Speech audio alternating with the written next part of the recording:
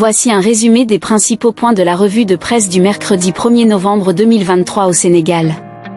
La presse sénégalaise du 1er novembre 2023 se penche sur un acte de violence choquant, où le corps d'un présumé homosexuel a été exhumé et incendié dans un cimetière de Kaolack.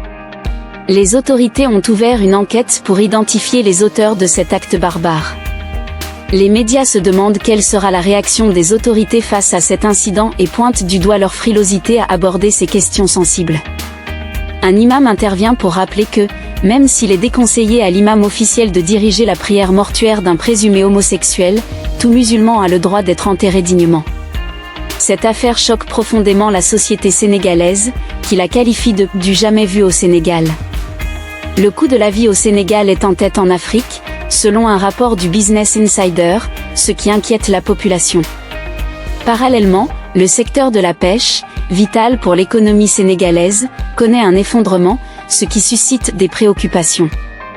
L'inauguration de l'avenue Macky Sall à Dakar, anciennement avenue Faidherbe, est l'occasion pour le chef de l'État de saluer cette marque d'estime du conseil municipal de Dakar Plateau.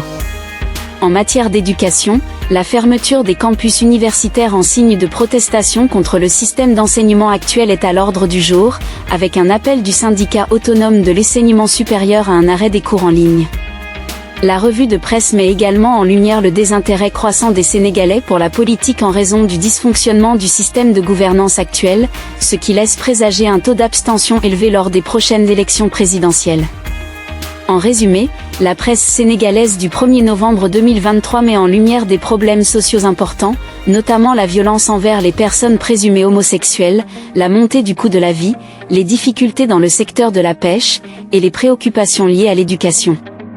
La situation politique est également préoccupante, avec un désintérêt croissant de la population pour la politique en raison de la gouvernance actuelle.